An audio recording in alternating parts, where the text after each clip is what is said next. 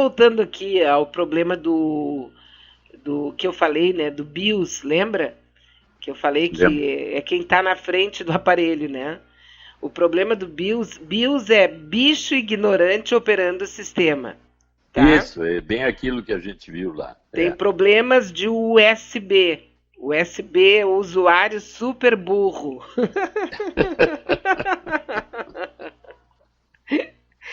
E o Jefferson sofre muito comigo, né? Porque ele é, lógico, meu salvador. E eu faço cada uma que ninguém acredita, né? O Mas ele Jefferson é teu filho, né? é meu filho. É. É que tá, ele está em Santa Santa Catarina, né? Catarina, exatamente. É. É. Ele é mestre faixa preta em Taekwondo. Tecnologia. Não, Ah, é, em Taekwondo. Taekwondo, isso É, mesmo. Eu Taekwondo. vi ele falar sobre isso, E também tem formação em tecnologia, né? tecnologia, isso. Em informática, né? Bom, para Dr. Maia, é a Margarete Souza que está mandando. Quando eu tinha 5 anos, eu falava palavrão. Ninguém me corrigia. Um belo dia eu pensei, por que será que ninguém me corrige? Então, após pensar sozinha, decidi parar e nunca mais falei palavrão. Ela tinha 5 anos e falava palavrão, e aí ela sozinha, sem ninguém corrigir, ela decidiu não falar mais palavrão e não fala nunca mais, diz ela, falei palavrão. Poxa, como eu gostaria de conseguir fazer isso. O que chama atenção é não haver correção nenhuma, vamos dizer assim, Pois na é, educação dela do palavrão nessa época, né? Como é que ela impressionante. conseguiu se dar conta, como ela diz sozinha, de que o palavrão poderia escandalizar ou criar algum problema em torno dela, né? Porque foi categórica essa visão dela, mas baseada em que ela não se lembra se houve alguma represália ou alguém tomou uma atitude mais drástica com ela, ou foi só ela que percebeu o efeito negativo do palavrão em determinados momentos? Pois é, e com 5 anos é um fenômeno, Sim, porque né? 5 anos ainda eu não tenho um superego ético-moral bem formado. Eu não tenho uma Uhum. noção assim de ética e de educação bem clara. Por isso, então, que eu posso fazer coisas assim bem estranhas, né? Porque a repressão sempre vem de fora, né? Sim, As ordens de educação que vão me limitando são sempre da família, do pai, da mãe, da micro sociedade que eu vivo ali, né? sim. Com É, 5 anos, hipótese, ela já poderia estar indo no jardim, no colégio, e aí então se deu conta de que haveria um choque de que bárbaro, situação e né? isso levou ela então a simplesmente detestar o palavrão, vamos dizer Que assim. coisa linda isso. Eu não, eu já fui o contrário. Eu venho de uma família que a minha família quase ninguém, praticamente ninguém, irmãs e mãe, fala palavrão. E não falam mesmo. Mas eu não. Sempre fui assim. E meu pai, que é militar, ele era todo cheio de não pode isso, não pode aquilo, enfim. E uma época ele proibiu. Não podia mais dizer palavrão. Essa eu vou contar porque é lenda na família. Sim, E eu, como é que eu ia resistir e não dizer palavrão? Meu pai tinha proibido, total, né? Então sim. eu achei uma maneira. Eu passava correndo onde ele estava e gritava bum! E quando eu chegava lá na rua eu dizia dá.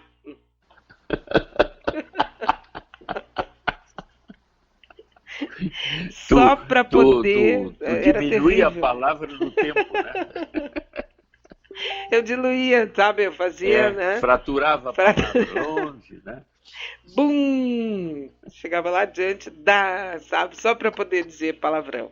Claro que eu acabei apanhando, né? Claro. Nós temos aqui uma fala da nossa amiga Lurdinha Seibel. Vamos ouvi-la? Bom dia, Bea. Só para reforçar o assunto da Lúcia, não é só com negros que tem preconceito. E na década de 90 eu fui comprar um carro, na época que eu trabalhava e eu tinha condições, eu fui comprar um carro na Sinoscar, aqui de Novo Hamburgo, e quando eu fui fazer o cheque do valor, que era um valor bastante significativo, eles queriam saber quem era o meu marido. Daí eu fiquei assim, na hora, pô, como eu tenho orgulho do meu marido, eu disse quem era meu marido, mas não deveria ter dito, porque o cheque era meu, por que queria saber quem era meu marido? Então, preconceito existe de tudo que é jeito, é contra a mulher, é contra a negra, é contra a parda, é contra a pobre, é contra tudo, não adianta, vamos ter que ter uma caminhada bem longa ainda para mudar isto. Obrigada, tchau. Que experiência bárbara, né? A tendência assim é, será que essa mulher tem fundos mesmo? Sim, como assim o cheque é teu? Quem é o teu, teu mas marido? Como é o nome do teu pai? Como é o nome? Vem cá, esse cheque aqui não está avalizado pelo banco. Que coisa triste, né? Mas isso é o mundo dos homens brancos, velhos e burros. Não adianta. E é um mundo paranoico, né? Que eu Total. sempre estou desconfiado do outro, né? Principalmente quando se trata de valores, né? Então, realmente, eu tenho que estar sempre preparado para enfrentar um preconceito que vem desse tipo de vivência. Sempre há uma teoria de conspiração em torno de nós, né? E isso é uma coisa que, aí é que entra de novo o que eu digo, eu ser capaz de absorver isso e me situar dentro daquele lugar de forma criativa e até ela poderia ser mais ativa, vamos dizer, e proativa ali, dizer assim, vem cá, vamos sentar e vamos conversar. Vocês estão pensando, então, que esse meu cheque não tem fundo? Vocês estão pensando que eu, por ser mulher, não tenho a capacidade de preencher esse cheque? Me digam, quer dizer, ela enfrentar o preconceito de uma forma bem objetiva, gerando um constrangimento no cara que a está constrangendo. Exato, mas talvez na época ela nem tenha se dado conta, né? Não, eu sei que a maioria de nós leva um choque, né? Mas uma das formas de mexer com o preconceito e diminuir o preconceito no outro, ou pelo menos fazer o outro se explicar, é educadamente fazer as perguntas que chocariam. Tu está me achando mulher, incompetente, incapaz, precisa do meu marido para avalizar o que eu sou? Aí o cara ia se dar conta do preconceito dele com a mulher, né? Exatamente. Então, isso aí serve como uma espécie de alerta, porque outras pessoas que estão nos ouvindo vão ter talvez uma experiência parecida e já estão preparadas para... Mas sabe que isso me fez lembrar, doutor Maia, de um fato que aconteceu num shopping aqui em Porto Alegre. Um cara estava cuidando do barco dele, ele é um cara rico. Ele estava limpando, cuidando, fazendo alguma coisa ali, manutenção, junto com 2 empregados do barco. Aqui em Porto Alegre isso aqui aconteceu. E a mulher dele ligou e perguntou, tu já comprou o presente do fulano? Um outro ricaço que estava fazendo aniversário. E ele disse, pá, não comprei. Mas fica tranquila, te arruma que eu vou ali no shopping e vou comprar. E foi como ele estava, de chinelão, de bermuda, com um cartão internacional do banco no bolso. Entrou numa joalheria.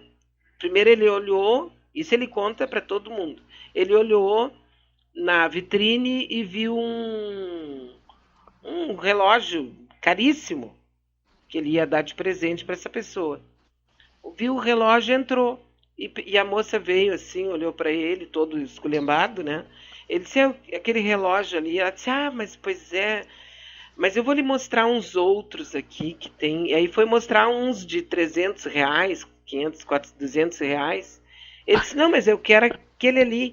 Aí ela disse para ele, disse, não, mas esse aqui, o senhor me desculpe, mas esse aqui é muito caro. Esse custa mais de R$6.000. Como é que é, Beatriz? Esse não é para pé sujo, né? Não é para pé sujo. Aí ele disse, tá, desculpa e tal. Atravessou, do outro lado tinha uma outra joalheria. Ele entrou na joalheria, já com o cartão na mão, falou que queria tal relógio assim, assim, foi lá, comprou, pagou, atravessou a rua, foi lá na moça e disse, olha, tá aqui, ó, comprei o relógio com esse cartão. Tu não quis me vender porque eu tô assim, mal vestido. Tu é burra. virou as costas e saiu.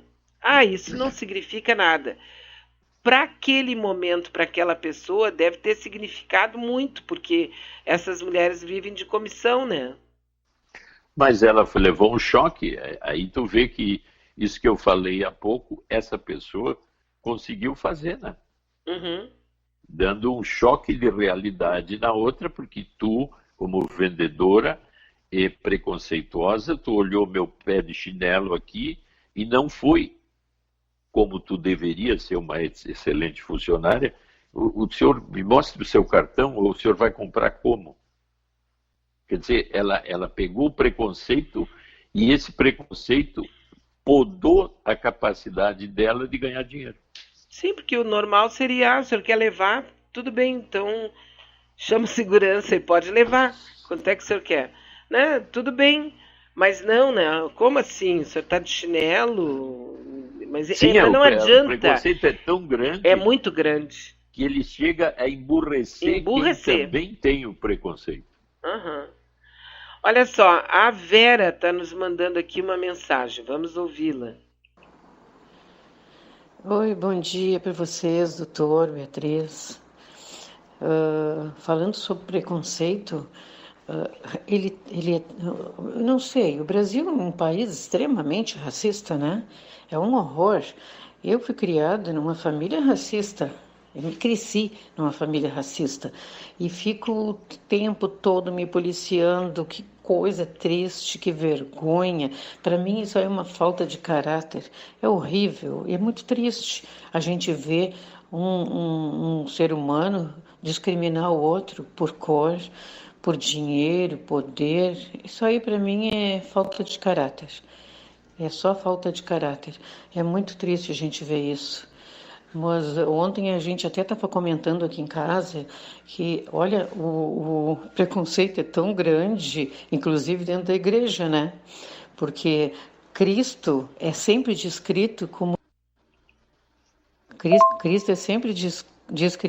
loirinho dos olhos azuis. Meu Deus! Na parte que ele nasceu, onde ele nasceu, jamais ele seria um loirinho com olhos azuis. Ele seria um mestiço, uma pessoa bem morena. Ele jamais. Então, tu vê que eles inclusive têm preconceito com Jesus. Muito absurdo isso, né?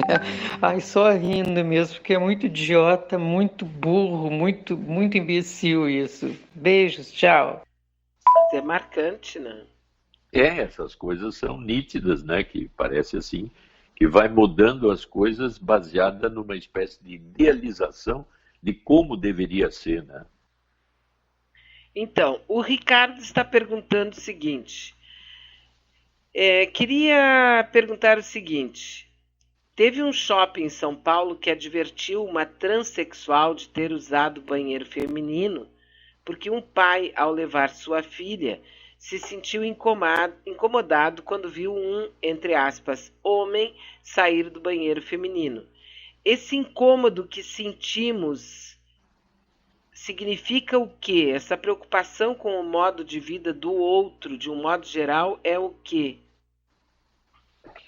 Aí nós voltamos para o que nós estávamos falando, porque a gente tem uma estrutura de formação que a gente chama superego, quer dizer, o superego é formado por estruturas ético-morais e normas de todo tipo de convívio social.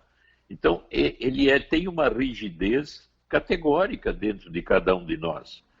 Tem pessoas que têm uma rigidez assim, de superego muito forte. Então, as regras implantadas nessa estrutura que nos guia internamente e que nos orienta no contato com o outro, com a vida, ela pode ser de vários tipos de rigidez. Quanto mais rígida for a minha formação arcaica, básica, familiar e preconceituosa, mais dificuldade eu vou ter de mudar isso. Então, o que ele está perguntando é isso. Por que isto existe? Porque cada um de nós tem uma formação ético-moral e carregada de preconceitos muito clara. Por isso que eu sempre digo que essa posição autocrítica é que leva a mim a poder